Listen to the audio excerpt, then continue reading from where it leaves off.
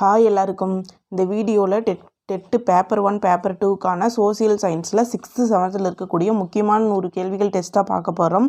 நம்ம வீடியோ இப்போ தான் ஃபஸ்ட் டைம் பார்க்குறீங்க அப்படின்னா நம்ம சேனலை சப்ஸ்கிரைப் பண்ணிக்கோங்க. இந்த வீடியோ பிடிச்சிருந்தால் லைக் பண்ணுங்கள், உங்கள் ஃப்ரெண்ட்ஸுக்கும் ஷேர் பண்ணி விடுங்க. இன்றைக்கான முதல் கேள்வி பார்க்கலாம். சரியாக பொருந்திய இணைகளை காண்க அப்படின்னு சொல்லி முதல் கேள்வி கொடுத்துருக்காங்க. பார்த்திங்கன்னா இங்கே என்ன கொடுத்துருக்காங்கன்னா தேசிய சின்னங்கள் கொடுத்துருக்காங்க. அது எந்த ஆண்டு அங்கீகரிக்கப்பட்டது அப்படின்னு சொல்லி கொடுத்துருக்காங்க. முதல் இது பாருங்கள், தேசிய நதி 2008ஆம் ஆண்டு அங்கீகரிக்கப்பட்டது அப்படின்னு சொல்லியிருக்காங்க. சரிதான். தேசிய நதி என்னங்க? கங்கை ஆறு. நமக்கு அதனுடைய நீளம் என்னங்க? 25 அப்படின்னு சொல்லுவாங்க.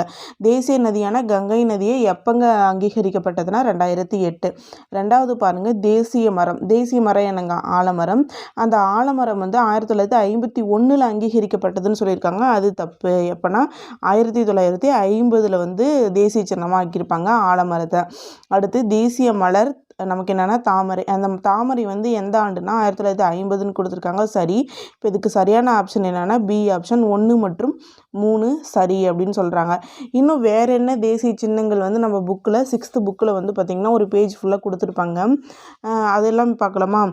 மயில். மயில் என்னங்க? தேசிய பறவை. 1973 தேசிய சின்னமாக சொல்லியிருப்பாங்க. சரி, 1963 தேசிய சின்னமாக சொல்லியிருப்பாங்க. 73 என்னென்னா புலி. புலி 1973. மயில் 1963, புலி 1973. அதே 2010 2 சொல்லியிருப்பாங்க. அது என்னென்னா யானை. ஓகேவா? யானை 2010. அதுக்கப்புறம் ஆற்று ஓங்கில்கள். ஆற்று ஓங்கில்களும் 2010 சொல்லியிருப்பாங்க. ஆற்று ஓங்கில்கள் 2010 சொல்லியிருப்பாங்க. அதுக்கப்புறம் 2012 லாக்டோபேசிலஸ் 2012 சொல்லியிருப்பாங்க. இது எல்லாமே நம்ம 6th புக்கில் அந்த பேஜில் இருக்கும். அதை நல்லா நோட் பண்ணிக்கோங்க. அடுத்து இரண்டாவது கேள்வி, தேசிய கீதம் ஜனகணமன பாடப்பட்ட ஐஎன்சி ஆண்டு கூட்டம் எது? தேசிய கீதம் நம்ம தேசிய கீதம் எழுதுனது யாருங்க? ரவீந்திரநாத் தாகூர் அவர்கள் வங்காள மொழியில் எழுதியிருப்பார் இல்லையா? இது எப்போங்க ஐஎன்சியால் அதாவது ஐஎன்சியில் பாடப்பட்டது அப்படின்னு கேட்டிங்கன்னா சி ஆப்ஷன் 1911 கல்கத்தாவில் நடைபெற்ற ஐஎன்சி மாநாட்டில் தான் இந்த தேசிய கீதத்தை பாடியிருப்பாங்க. இது யார் எழுதுனாங்கன்னா ரவீந்திரநாத் தாகூர் அவர்கள் வங்காள மொழியில் எழுதியிருப்பாங்க.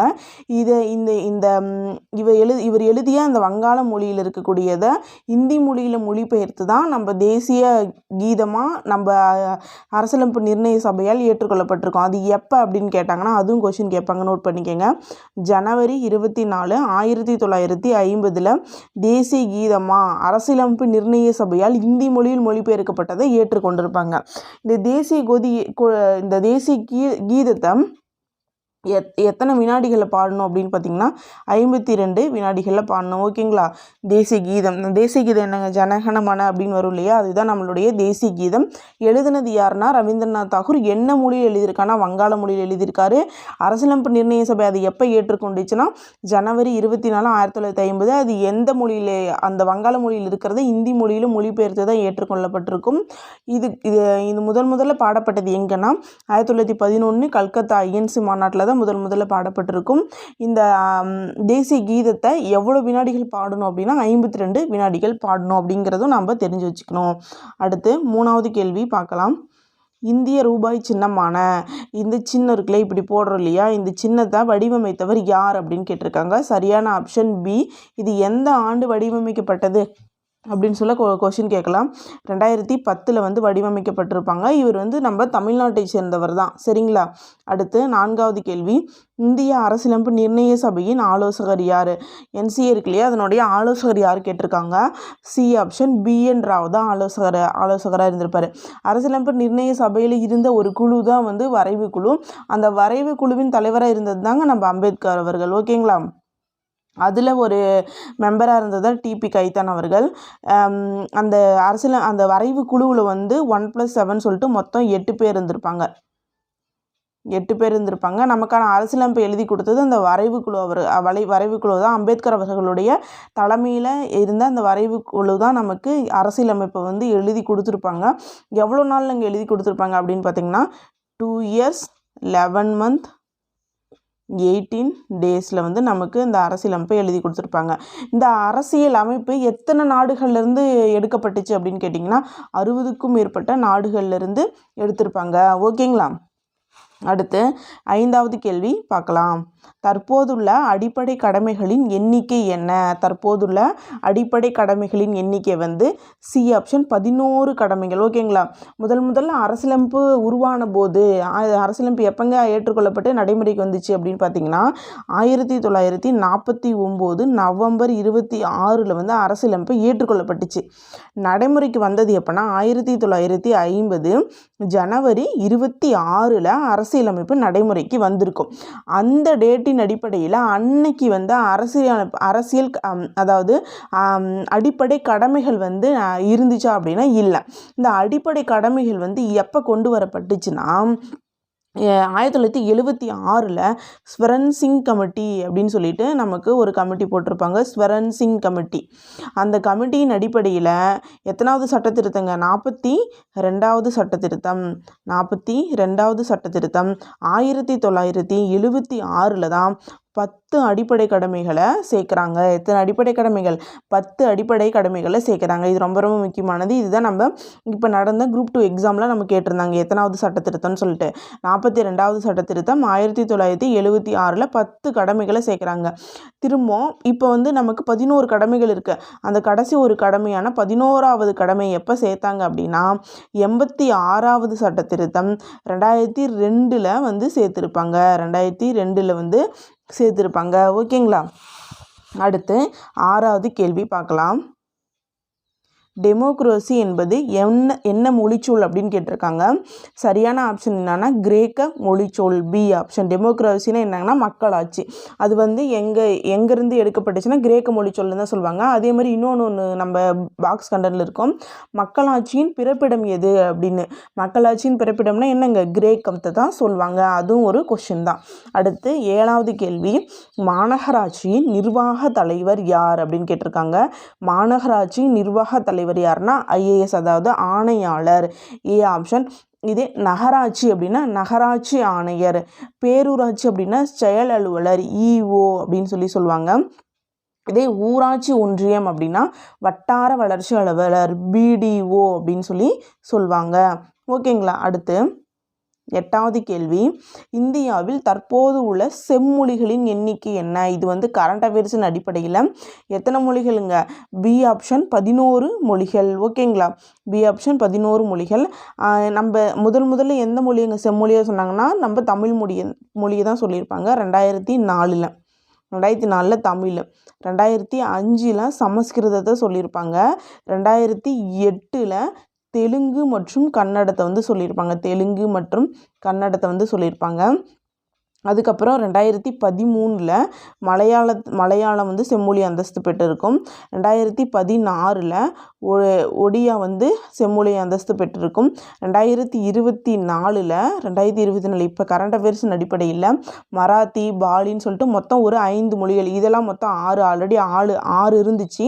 இப்போ 2024 அடிப்படையில் 5 மொழிகள், மொத்தம் வந்து 11 மொழிகள் வந்து நமக்கு செம்மொழி அந்தஸ்து பெற்றிருக்கு இன்னைக்கு டேட்டின் அடிப்படையில். அடுத்து 9வது கேள்வி, இந்தியாவை இனங்களின் அருங்காட்சியகம் அப்படின்னு சொன்னது வந்து யாருன்னு கேட்டிருக்காங்க. B option VA Smith. அடுத்து 10 எழுச்சி தீபங்கள் என்ற நூலின் ஆசிரியர் யார் அப்படின்னு கேட்டிருக்காங்க. சரியான ஆப்ஷன் வந்து ஏ அப்துல் கலாம். அப்துல் கலாம் அவர்கள் வந்து இன்னும் வேறு என்னென்ன நூல்கள்லாம் எழுதியிருப்பார் அப்படின்னு பார்த்தீங்கன்னா இந்தியா 2020 அப்படின்ற புத்தகத்தை எழுதியிருப்பார். அதுக்கப்புறம் வந்து அக்னி சிறகுகள் அப்படின்ற புத்தகத்தை எழுதியிருப்பார். அக்னி சிறகுகள். அதுக்கப்புறம் வந்து தி லுமினஸ். அதுக்கப்புறம் மிஷன் இந்தியா அப்படின்ற புத்தகத்தையும் எழுதியிருப்பார். ஓகேவா? அப்போ எழுச்சி தீபம் இந்த புத்தகம் எல்லாமே ஞாபகம் வச்சுக்கோங்க. இது எழுதுனது வந்து யாருன்னா அப்துல் கலாம் அவர்கள். அடுத்து 11 ஹரப்பாவை முதலில் கண்டறிந்தவர் யார் அப்படின்னு கேட்டிருக்காங்க. Charles Masson, C option. அவர் வந்து 1826 வந்து வருகை புரிஞ்சிருப்பார். அப்போ வந்து பார்த்துருப்பாரு. அதுக்கப்புறம் தன்னுடைய புத்தகத்தில் வந்து இந்த ஹரப்பாவை பற்றி சொல்லியிருப்பார். அடுத்து 12வது கேள்வி, இந்திய தொல்லியல் துறை நிறுவப்பட்ட வருடம் எதுன்னு கேட்டிருக்காங்க. A option 1861. 1861 தான் வந்துட்டு இந்திய தொல்லியல் துறை நிறுவியிருப்பாங்க. இந்திய தொல்லியல் துறையின் முதல் தொல்லியலாளர் யாருன்னா அலெக்சாண்டர் கன்னிங்ஹாம். இந்த இந்திய தொல்லியல் துறையின் தலைமையகம் எங்கே இருக்குது அப்படின்னு கேட்பாங்க. டெல்லியில் வந்து இருக்குது. ஓகேவா. அடுத்து 13வது கேள்வி, பூம்புகார் நகர மக்களின் வணிக நேர்மையை பற்றி கூறும் நூல் என்னன்னா பட்டினப்பாலை. B option. இந்த பட்டினப்பாலை எழுதுனது வந்து யாருங்க? கடியலூர் உருத்திரங்கண்ணனார். ஓகேவா. அடுத்து 14, கல்வியில் கரையில்லாத காஞ்சி என்றவர் யார்? இதற்கு சரியான ஆப்ஷன் என்னன்னா 14க்கு ஏ ஆப்ஷன், திருநாவுக்கரசர் அவர்கள். திருநாவுக்கரசர். ஓகேவா. அடுத்து 15வது கேள்வி, டெல்லியின் பழைய பெயர் என்னன்னு கேட்டிருக்காங்க. C option, Indraprastham. அடுத்து 16வது கேள்வி, பொறுத்துக்க கொடுத்துருக்காங்க. ஃபஸ்ட்டுக்கு பார்த்திங்கன்னா வீரராகவபுரம் அப்படின்றது என்ன ஊரில் இருக்குது அப்படின்னா காஞ்சிபுரம். 1க்கு 4.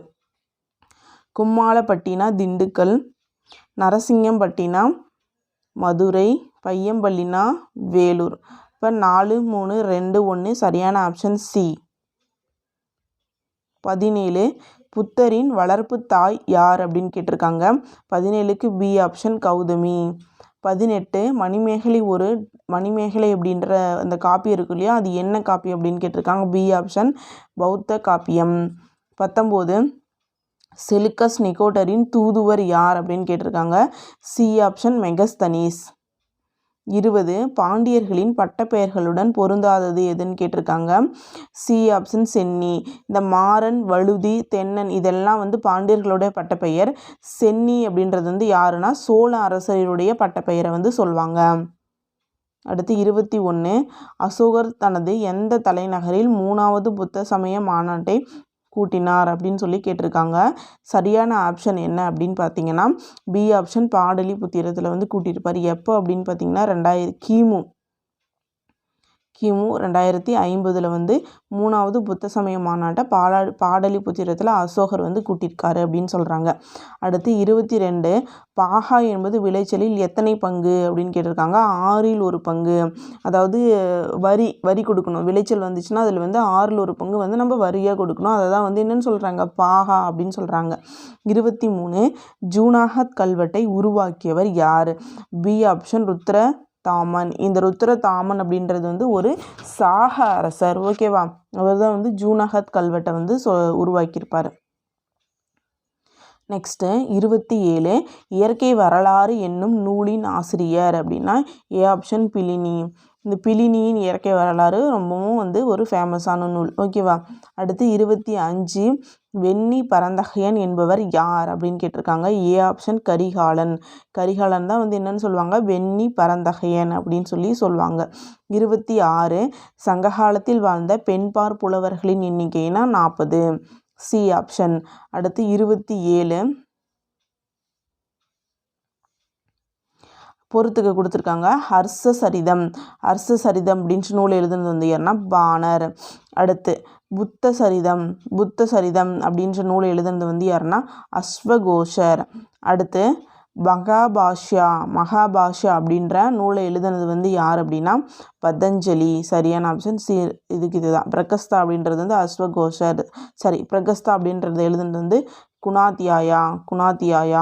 இப்போ இதுக்கு சரியான ஆன்சர் என்னன்னா சி ஆப்ஷன், 2, 4, 3, 1. ஹர்ஷசரிதம்னா பாணர், புத்த சரிதம்னா அஸ்வகோசர், மகாபாஷ்யானா பதஞ்சலி, பிரகஸ்ததானா குணாத்தியாயா. 27க்கு சி ஆப்ஷன். 28, கனிஷ்கர் காலத்தில் வளர்ச்சி பெற்ற கலை என்ன அப்படின்னு கேட்டிருக்காங்க.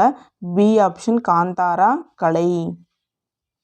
29, யுவான் சுவாங்கின் பயண குறிப்புகள் என்னன்னா ஏ ஆப்ஷன், ஷியூகி. 30, குப்த அரசில் அங்கீகரிக்கப்பட்ட கடைசி அரசர் யார் அப்படின்னு கேட்டிருக்காங்க. B option, விஷ்ணுகுப்தர். 31, குப்தர்களின் பொற்காசுகள் டேஸ் ஆகும் அப்படின்னா தினரா. C option. 32, புனித யாத்திரிகர்களின் இளவரசர் யார் அப்படின்னு கேட்டிருக்காங்க. 32க்கு பி ஆப்ஷன், யுவான் சுவாங். 33, மத்தவிலாச பிரகடனம் என்ற நூலை எழுதியவர் யாருன்னா முதலாம் மகேந்திரவர்மன். ஏ ஆப்ஷன், முதலாம் மகேந்திரவர்மன். அடுத்து 34 வாதாபியில் விஷ்ணு கோயிலை கட்டியவர் யார்? A option Mangalesan. மங்களேசன் அப்படின்றவங்க வந்து ஒரு சாளுக்கிய அரசன். 35 ராமேஸ்வரத்தில் கிருஷ்ணேஸ்வரர் கோயிலை கட்டியவர் யார்? சி ஆப்ஷன் 3ஆம் கிருஷ்ணன். இவரு வந்து ஒரு ராஷ்டிரகூட அரசர். 36 இரண்டாம் நிலை தொழிலின் வேறு பெயர் என்ன? பி ஆப்ஷன் தொழில்துறை. முதல் நிலை தொழில்னா விவசாயம் சார்ந்தது சொல்லுவாங்க. 3ஆம் நிலை தொழில்னா சேவைத்துறை சார்ந்தது சொல்லுவாங்க. இந்த தொழில்துறை வந்து என்னன்னு சொல்லுவாங்கன்னா 2ஆம் நிலை தொழில் அப்படின்னு சொல்லுவாங்க. அடுத்து 37 சேவை துறையில் அடங்காதது எது? 37 சேவை துறையில் அடங்காது டி ஆப்ஷன் சுரங்கம். ஏன்னா இந்த சுரங்கம் வந்து எதுலங்க வரும் அப்படின்னா முதன்மை துறையில் தான் வரும். மீதி பார்த்திங்கன்னா போக்குவரத்து, தொலைத்தொடர்பு, வங்கி இதெல்லாம் 3ஆம் நிலை தொழிலான சேவை துறையில் வரும். இந்த சுரங்கம் அப்படிங்கிறது முதன்மை தொழிலான விவசாயத்துறையில் வரும். அடுத்து 38 கிராமங்கள் நாட்டின் முதுகெலும்பு என்றவர் யாருன்னா காந்தியடிகள். A option. 39 தமிழ்நாட்டில் கிராமங்களில் வாழும் மக்களின் சதவீதம் எவ்வளவு? C option. 40 சூரிய வெப்பம் புவியை அடையும் காலம் எவ்வளவு அப்படின்னு கேட்டிருக்காங்க. சரியான ஆப்ஷன் சி 8.3 நிமிடங்கள். 8.3 நிமிடங்கள்லாம் அந்த வெப்பம் வந்து புவியை அடையும் அப்படின்னு வந்து சொல்கிறாங்க. அடுத்து 41 செவ்வாய் சிவப்பு நிறமாக இருக்க காரணம் என்னென்னா இரும்பு ஆக்சைடு. C option. இரும்பு ஆக்சைடு எது இதெல்லாம் இருக்கோ அது எல்லாமே சிவப்பாக இருக்கும். நம்ம பார்த்திங்கன்னா செம்மண் கூட ஏன் சிவப்பு நிறத்தில் இருக்குதுன்னு பார்த்தோன்னா அதில் இரும்பு ஆக்சைடு இருக்குது அப்படின்னு சொல்லுவோம் இல்லையா, அந்த மாதிரி தான் இதுவும். 41க்கு என்னென்னா சி ஆப்ஷன். அடுத்து 42 உருளும் கோள் என அழைக்கப்படும் கோள் எது அப்படின்னு கேட்டிருக்காங்க. 42க்கு பி ஆப்ஷன் யூரேனஸ். ஏன் அப்படின்னா இது வந்து அதனுடைய அச்சில் எப்படி இருக்குன்னா லைட்டாக வந்து சாய்வாக இருக்கும். அந்த சாய்வாக இருக்கிறதுனால அது வந்து யூரேனஸ் கோள் அப்படின்னு வந்து சொல்கிறாங்க. அடுத்து ஹோலிபாப் 43வது கேள்வி. ஹோலிபாப் வால்மீன் மீண்டும் எந்த வருடம் தோண்டும் அப்படின்னு சொல்லியிருக்காங்க. 2061. இதுக்கு முன்னாடி 1986 வந்து காணப்பட்டுச்சாம். இப்போ வந்து 2061 வந்து காணப்படும் அப்படின்னு சொல்லி நெக்ஸ்ட் சொல்லியிருக்காங்க. அது கிட்டத்தட்ட வந்து 75 அல்லது 76 வருடங்களுக்கு ஒரு முறை வந்து தோன்றுமாமா. 1986 தோன்றதுனால 2061 அல்லது 2062 தோன்றலாம் அப்படின்னு வந்து சொல்லியிருக்காங்க. அடுத்து 44 சர்வதேச மலைகள் தினம் எப்போது? இதுக்கு சரியான ஆன்சர் பி ஆப்ஷன் டிசம்பர் 11. உலகின் கூரை என அழைக்கப்படுவது எது? பி ஆப்ஷன் பாமீர் முடிச்சு. இது எப்படி இருக்குன்னா இப்படி இந்த இமயமலைக்கு மேலே இப்படி இந்த மாதிரி வளைவில் வில் போன்ற அமைப்பில் வந்து காணப்படும் அப்படின்னு வந்து சொல்கிறாங்க. அடுத்து 46 ஆசியாவின் மிக நீளமான ஆறு எது? ஆசியாவின் மிக நீளமான ஆறு எது? 46க்கு பி ஆப்ஷன் யாங்ஷி. 47 உலக அளவில் மைக்கா அதிகம் உற்பத்தி செய்யும் நாடு எது? சி ஆப்ஷன் சீனா. 47 உலக அளவில் மைக்கா உற்பத்தி செய்யும் நாடு எதுனா பி ஆப்ஷன் இந்தியா. 47க்கு பி ஆப்ஷன் இந்தியா. 47க்கு பி ஆப்ஷன் இந்தியா. 48க்கு அங்கோர்வாட் கோயிலை கட்டியவர் யார் அப்படின்னு கேட்டிருக்கேன். 48க்கு பி ஆப்ஷன் 2ஆம் சூரியவர்மன். 49 இந்தியாவில் சுனாமி எச்சரிக்கை மையம் அமைந்துள்ள இடம் எது அப்படின்னு கேட்டிருக்காங்க. C option Hyderabad. 49க்கு சி ஆப்ஷன். 50 இந்தியாவில் 82 1/2 டிகிரி கிழக்கு தீர்க்க கோடு செல்லும் மாநிலம் எது அப்படின்னு கேட்டிருக்காங்க. B option Uttar Pradesh. அதாவது 82 டிகிரி 30 டேஷ் அது வந்து உத்தரப்பிரதேச வழியாக தான் போகுது. 51 சட்டத்தின் ஆட்சி என்ற சொல்லை முதலில் பயன்படுத்தியவர். C option AV Daisy. இந்த கொஷின் மட்டும் நிறைய டைம் கேட்டிருக்காங்க, இம்பார்ட்டன்ட் நோட் பண்ணிக்கோங்க. 52 சுவிட்சர்லாந்தில் பெண்களுக்கு வாக்களிக்கும் உரிமை வழங்கப்பட்ட ஆண்டு எது? 1971 பி ஆப்ஷன். 52க்கு பி ஆப்ஷன். 53 பின்வருவனவற்றில் ஒரு கட்சி முறை பின்பற்றப்படும் நாடுகளில் பொருந்தாதது. D option India. ஏன்னா இந்தியாவில் வந்து பல கட்சி முறை தான் வந்து பின்பற்றப்படுது. சீனா, கியூபா, வடகொரியாலாம் ஒரு கட்சி முறை தான் பின்பற்றப்படுது. இதே இரு கட்சி முறை அப்படின்னு பார்த்தீங்கன்னா அமெரிக்கா, இங்கிலாந்து அங்கெல்லாம் வந்து இருக்கட்சி முறை வந்து பின்பற்றுறாங்க. நம்ம இந்தியாவில் வந்து பல கட்சி முறை. அடுத்து 54 இந்தியாவில் வாக்காளர் தினம் கொண்டாடப்படும் தேதி எது அப்படின்னு கேட்டிருக்காங்க. 54க்கு சரியான ஆப்ஷன் பி, ஜனவரி 25. ஏங்க ஜனவரி 25 கொண்டாடுறாங்க அப்படின்னு பார்த்தீங்கன்னா, ஜனவரி 25 1950 தான் தேர்தல் ஆணையம் வந்து முதல்ல கொண்டு வந்திருப்பாங்க. அதனால தான் ஜனவரி 25ஆம் தேதி வந்து தேசிய வாக்காளர் தினமாக கொண்டாடப்படுகிறது. அடுத்து 55, அரசியல் கட்சிகள் பொதுவாக எதன் அடிப்படையில் தோற்றுவிக்கப்படுகின்றன அப்படின்னு கேட்டிங்கன்னா, 55க்கு டி, பொதுநலன் கருதி தான் தோற்றுவிக்கப்படுகின்றன. 56, ஐக்கிய நாடுகள் பொது சபையில் தலைவரான முதல் இந்திய பெண் யார் அப்படின்னு கேட்டிருக்காங்க. 56க்கு ஏ ஆப்ஷன் விஜயலட்சுமி பண்டிட். 57, 2011 மக்கள் தொகை கணக்கெடுப்பின்படி ஆண் பெண் கல்வியறிவு விகிதத்தின் வித்தியாசம் என்ன அப்படின்னு கேட்டிருக்காங்க. 57வது கேள்விக்கு சி ஆப்ஷன் 16.68. ஆண் வந்து 82.14% கல்வியறிவும், பெண்கள் வந்து 65.46% கல்வியறிவும் பெற்றிருந்தாங்க. இது ரெண்டுக்கான வித்தியாசம் தான் வந்து 16.68%. 58, நுகர்வோர் பாதுகாப்பு சட்டம் எப்போது இயற்றப்பட்டது? B option 1986. 59, நுகர்வோர் பாதுகாப்பு சட்டம் எப்போ கொண்டு வரப்பட்டுச்சு அப்படின்னு கேட்டிருக்காங்க. சரியான ஆப்ஷன் சரியான இது வந்து 4, அதாவது 1986 அப்படின்னு சொல்கிறாங்க. அடுத்து சட்ட அளவீட்டு சட்டம் வந்து எப்போனா 2009. இது முக்கியமானதுங்க. இந்த பொறுத்துக்கு ரொம்ப முக்கியமானது பார்த்துக்கோங்க. அத்தியாவசிய பொருட்கள் சட்டம் வந்து எப்போனா 1955. கருப்பு சந்தைப்படுத்துதல் மற்றும் அத்தியாவசிய பொருட்கள் சட்டம் வந்து எப்போ அப்படின்னு கேட்டிருக்காங்க. சரியான ஆப்ஷன் வந்து 3, அதாவது 1980. 59க்கு பி ஆப்ஷன். ஓகேவா, இன்னொரு டைம் சொல்கிறேன் பார்த்துக்கோங்க. நுகர்வோர் பாதுகாப்பு சட்டம் அப்படின்னா 1986. சட்ட அளவீட்டு சட்டம்னா 2009. அத்தியாவசிய பொருட்கள் சட்டம்னா 1955. கருப்பு சந்தைப்படுத்துதல், தடுப்பு மற்றும் அத்தியாவசிய பொருட்கள் சட்டம்னா 1980. அடுத்து மாநில சட்டமன்றத்திற்கு உறுப்பினர் ஆவதற்குரிய குறைந்தபட்ச வயது என்னன்னு கேட்டிருக்காங்க. 60க்கு சி ஆப்ஷன் 25. ஓகேவா, இது மாநிலங்களவை. சட்டமேலவைனா 30 வயது. ஓகேவா, சட்டப்பேரவைனா 25. அடுத்து 61வது கேள்வி. 4000 திவ்ய பிரபந்தத்தை தொகுத்தவர் யாருன்னா நாதமுனிகள். 62, சைவ அடியார்கள் மொத்தம் எத்தனை பேர்? 62க்கு சி ஆப்ஷன் 63 பேர். அடுத்து 63வது கேள்வி. ராமசரிதமானஸ் என்ற நூலினை தொகுத்தவர் யார்? D option துளசிதாசர். 64, சீக்கியர்களின் புனித நூல் எது? A option Guru Granth Sahib. காஞ்சி கைலாசநாதர் கோயிலை கட்டியவர் யார்? 65க்கு பி ஆப்ஷன் 2ஆம் நரசிம்மவர்மன். இவரோட இன்னொரு பெயர் என்னன்னா ராஜசிம்மன். ஆப்ஷனில் ராஜசிம்மன் அப்படின்னு சொல்லி கொடுத்துட்டு கூட கொஸ்டின் கேட்கலாம். ஓகேவா, யாருடைய ஆட்சி காலத்தில் 66வது கேள்வி. யாருடைய ஆட்சி காலத்தில் இசைத்தூண்கள், குதிரைகள், சிற்பங்கள் கொண்ட கோவில்கள் கட்டப்பட்டன அப்படின்னு கேட்டிருக்காங்க. சி ஆப்ஷன் விஜயநகர ஆட்சி காலத்தில். 67வது கேள்வி. முற்கால சோழர் கட்டடக்கலையின் சிறப்பம்சம் எது அப்படின்னு சொல்லி கேட்டிருக்காங்க. சரியான ஆப்ஷன் பி ஆப்ஷன் விமானங்கள். முற்கால சோழர் கட்டடக்கலையின் சிறப்பம்சம் என்னென்னா விமானங்கள். இதே வந்து பிற்கால சோழர்களினுடைய கட்டடக்கலையின் சிறப்பம்சம் என்னன்னு கேட்டாங்கன்னா கோபுரங்கள் அப்படின்றது பிற்கால சோழருடைய சிறப்பம்சம்.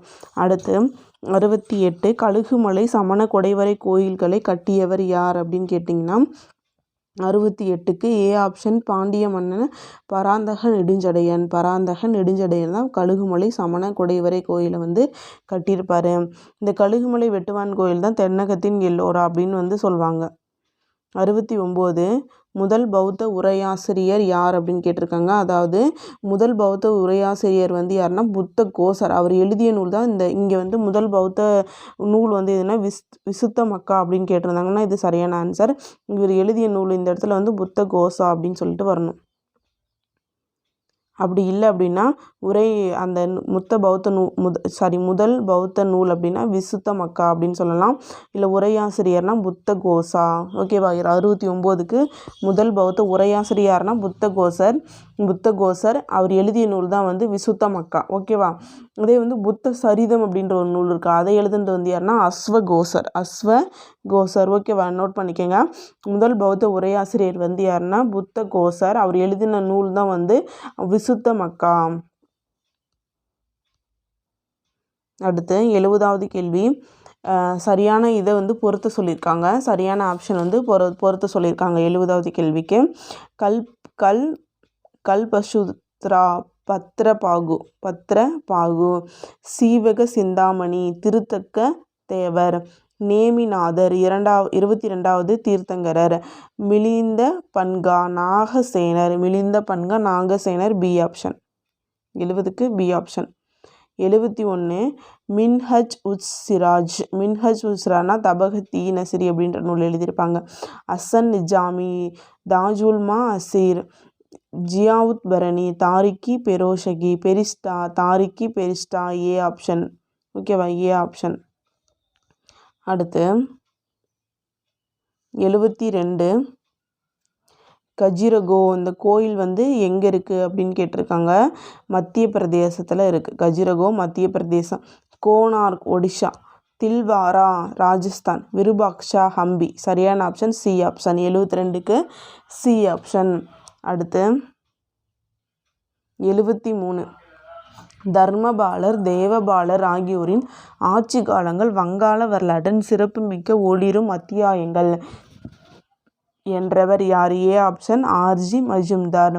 74 முதல் தரையின் போர் நடந்த ஆண்டு எது அப்படின்னு கேட்டிருக்காங்க. B option. 1191 தான் முதல் தரையின் போர் நடந்திருக்கும். 75 பிருத்திவிராஜ ராசோ என்னும் நூலை எழுதியவர் யார்? சந்த் பரிதை தான் வந்து எழுதியிருப்பாங்க. 76 உள்ளாட்சி அமைப்பை பற்றி கூறும் சோழர்களின் கல்வெட்டு எதுன்னு கேட்டிருக்காங்க. சி ஆப்ஷன் உத்தரமேரூர் கல்வெட்டு. இதே வந்து குடவோலை தேர்தல் முறையை பற்றி சொல்லக்கூடிய கல்வெட்டுனால இந்த உத்தரமேரூர் கல்வெட்டு தான். இது வந்து சோழர்களின் கல்வெட்டு. இது எழுதின இந்த கல்வெட்டு வந்து யாருடையதுன்னா பராந்தக சோழனுடையது. 77 மதுரா விஜயம் என்ற நூலை எழுதியவர் யாருன்னா பி ஆப்ஷன் கங்காதேவி யாருன்னா குமார கம்பண்ணாவுடைய ஒய்ஃப் தான் கங்காதேவி. 78 தலைக்கோட்டை போர் நடைபெற்ற ஆண்டு எதுன்னு கேட்டிருக்காங்க. B option 1565. இது இன்னொரு பேர் என்ன, ராக்ஷ தங்கடி அப்படின்னு சொல்லுவாங்க. ராட்சச தங்கடி மாற்றி கேட்டாலும் கரெக்டாக போட்டுருணும். தலைக்கோட்டை போர்னால 1565, ராட்சச தங்கடினால 1565. இது யார் யாருக்கும் நடந்திருக்கும் அப்படின்னு பார்த்தீங்கன்னா விஜயநகர பேரரசுக்கும் தக்கான சுல்தான்களுக்கும் நடந்திருக்கும். 79 நூர்ஜஹான் எனும் உலகத்தின் பேரொளி யாருடைய மனைவி அப்படின்னு கேட்டிருக்காங்க. B option Jahangir. 80வது கேள்வி. ஆலம்கீர் என்னும் பட்டப்பெயர் பெற்றவர் யாருன்னா பி ஆப்ஷன் அவுரங்கசீப். 81 முப்பந்தல் என்ன ஊரில் இருக்குது அப்படின்னு கேட்டிருக்காங்க. தமிழ்நாடு. ஜெய்சல்மார் ராஜஸ்தான். ஓகேவா. சரியான ஆப்ஷன் என்னன்னா அடுத்து பிரம்மன்வேல் அப்படின்றது மகாராஷ்டிரா, தாமன் ஜோதி அப்படின்றது வந்து ஒடிஷா. A option. 81க்கு ஏ ஆப்ஷன். 82 உலகின் முன்னணி நிலக்கரி உற்பத்தி செய்யும் நாடு எது அப்படின்னு கேட்டிருக்காங்க. 82க்கு பி ஆப்ஷன் சீனா. 83 கருப்பு தங்கம் என்று அழைக்கப்படுவது எதுன்னு கேட்டிருக்காங்க. A option petroleum. 84 மிகப்பெரிய சூரிய ஆற்றல் திட்டம் JNPயில் எங்கு அமைந்துள்ளது அப்படின்னு கேட்டிருக்காங்க. பி ஆப்ஷன் கமுதி அப்படின்றது வந்து என்ன மாவட்டத்தில் இருக்குன்னா ராமநாதபுரம் மாவட்டத்தில் இருக்குது. அடுத்து 85 மனிதனால் கண்டறியப்பட்டு பயன்படுத்தப்பட்ட உலோகங்களுள் ஒன்று. பி ஆப்ஷன் தாமிரம். 86 பொறுத்துக்க சொல்லியிருக்காங்க. கொடைக்கானல் அப்படின்றது வந்து தமிழ்நாட்டில் இருக்குது. ஸ்ரீநகர் அப்படின்றது வந்து ஜம்மு காஷ்மீரில் இருக்குது. ஷில்லாங் அப்படின்றது வந்து மேகாலயாவில் இருக்குது. மூணார் அப்படின்றது வந்து கேரளாவில் இருக்குது. இது வந்து சுற்றுலா தலங்கள். 86க்கு சரியான ஆன்சர் வந்து பி ஆப்ஷன். அடுத்து 87 இந்தியாவில் மிக உயரமான நீர்வீழ்ச்சி, அதாவது மிக உயரமான செங்குத்தான நீர்வீழ்ச்சி எது அப்படின்னு கேட்டிருக்காங்க. ஏ ஆப்ஷன் ஜோக் நீர்வீழ்ச்சி. இந்த ஜோக் நீர்வீழ்ச்சி எங்கே இருக்குன்னா கர்நாடகாவில் இருக்குது. 88 பொறுத்துக. பூங்காக்கள் அதாவது தேசிய பூங்காக்கள் அதை அமைந்துள்ள மாநிலங்கள் கொடுத்துருக்காங்க. இதுக்கு வந்து பொருத்தலாமா? ஃபஸ்ட்டு பாருங்கள், காசிரங்கா தேசிய பூங்கா எங்கே இருக்குது அப்படின்னு கேட்டிருக்காங்க. ராஜஸ்தான். சாரி, 88க்கு சரியான ஆப்ஷன் என்னன்னா பி ஆப்ஷன். அதாவது காசிரங்கா தேசிய பூங்கா எங்கே இருக்குன்னா அஸ்ஸாமில் இருக்குது. ராந்தம்பூர் ராஜஸ்தான். கன்கா தேசிய பூங்கா மத்திய பிரதேசம். கிர் தேசிய பூங்கா குஜராத்தில் இருக்குது. சரியான ஆப்ஷன் வந்து பி ஆப்ஷன். சரியான ஆப்ஷன் வந்து பி ஆப்ஷன். 89 மலைகளின் ராணி என்று அழைக்கப்படுவது எது அப்படின்னு கேட்டிருக்காங்க. மலைகளின் ராணி 89க்கு சரியான ஆப்ஷன் வந்து பி ஊட்டி. இதே ஏழைகளின் ஊட்டி அப்படின்னா ஏற்காடு. மலைகளின் இளவரசினா கொடைக்கானல். 90 சரியான ஆன்சர் என்னன்னு கேட்டிருக்காங்க. ஒகேனக்கல். ஒகேனக்கல் வந்து எங்கெங்கே இருக்குது அப்படின்னா தர்மபுரி. ஒகேனக்கல் வந்து தர்மபுரி. குரங்கு நீர்வீழ்ச்சி எங்கே இருக்குது அப்படின்னு கேட்டிருக்காங்க. குரங்கு நீர்வீழ்ச்சி வந்து கோவை. கிளியூர் நீர்வீழ்ச்சி சேலம். ஆகாய கங்கை வந்து நாமக்கல். 90க்கு A option. சரி, 90க்கு பி ஆப்ஷன். ஓகேவா? 90க்கு பி ஆப்ஷன். 4 3 2 1. அடுத்து 91 பொறுத்துக்க கொடுத்துருக்காங்க. சரியானது வந்து பொறுத்து சொல்லியிருக்காங்க. வேட்டங்குடி. வேட்டங்குடி வந்து எங்கே இருக்குது அப்படின்னா சிவகங்கை. காரைவெட்டி அரியலூர். வெள்ளோடு ஈரோடு. வேடந்தாங்கல் செங்கல்பட்டு. A option. ஓகேவா? A option. 91க்கு A option. 92 உலகின் சர்க்கரை கிண்ணம் எது? உலகின் சர்க்கரை கிண்ணம் வந்து டி ஆப்ஷன் கியூபா. 93 உலகின் மிக நீண்ட மலைத்தொடர் எது அப்படின்னு கேட்டிருக்காங்க. 93க்கு ஏ ஆப்ஷன் ஆண்டிஸ். 94 கஜா புயல் வீசிய வருடம் என்ன? 2018 பி ஆப்ஷன். 95 பேரிடர் மேலாண் சட்டம் வெளியான ஆண்டு 2005 பி ஆப்ஷன். 2005 B option. 2004 ஒரு கடுமையான ஒரு சுனாமி வந்திருக்கும். அதுக்கப்புறம் 2005 தான் வந்து பேரிடர் மேலாண்மை சட்டம் வந்து போட்டிருப்பாங்க. 95வது கேள்விக்கு பி ஆப்ஷன். அடுத்து 96 தீ விபத்துக்கான அவசர எண் எதுன்னு கேட்டிருக்காங்க. C option 101. 97 மத்திய வருமான சட்டம் போடப்பட்ட ஆண்டு என்னன்னு கேட்டிருக்காங்க. 97க்கு மத்திய வருமான சட்டம் போடப்பட்ட ஆண்டு வந்து ஏ ஆப்ஷன் 1961. 1961. ஓகேவா? சந்தானம் கமிட்டி எப்போங்க அமைச்சிருப்பாங்க? 1962 அமைச்சிருப்பாங்க இல்லையா? 98 விஏடி முதலில் அறிமுகப்படுத்தப்பட்ட மாநிலம் பி ஆப்ஷன் ஹரியானா. இது ஜிஎஸ்டினா அஸ்ஸாமில் வந்து முதல்ல நடைமுறைக்கு கொண்டு வந்திருப்பாங்க. 99 ஜிஎஸ்டி இந்தியாவில் அறிமுகமான வருடம் என்னன்னு கேட்டிருக்காங்க. 2017. 2017 ஜூலை 1 வந்து அறிமுகம் பண்ணியிருப்பாங்க. முதல் நடைமுறைப்படுத்திய மாநிலம் வந்து அஸ்ஸாம். ஓகேவா? 99க்கு பி ஆப்ஷன். 100 வருமான வரி என்பது என்னன்னு கேட்டிருக்காங்க. C option. நேர்முக வரி மற்றும் மறைமுக வரி ரெண்டுமே சேர்ந்தது தான் வந்து வருமான வரி. அவ்வளோதாங்க இந்த டெஸ்ட்டில் இருக்கக்கூடிய, அதாவது 6th மற்றும் 7th இருக்கக்கூடிய ஒரு 100 கேள்விகள் வந்து நம்ம டெஸ்ட்டாக பார்த்துட்டோம். இந்த டெஸ்ட் உங்களுக்கு ரொம்பவே யூஸ்ஃபுல்லாக இருந்திருக்கும்னு நான் நினைக்கிறேன். இந்த வீடியோ பிடிச்சிருந்தா கண்டிப்பாக லைக் பண்ணுங்கள். நம்ம சேனலை சப்ஸ்கிரைப் பண்ணிக்கோங்க. உங்கள் ஃப்ரெண்ட்ஸுக்கும் ஷேர் பண்ணி விடுங்க. எக்ஸாம் நல்லா பண்ணுங்கள். All the best. தேங்க்யூ.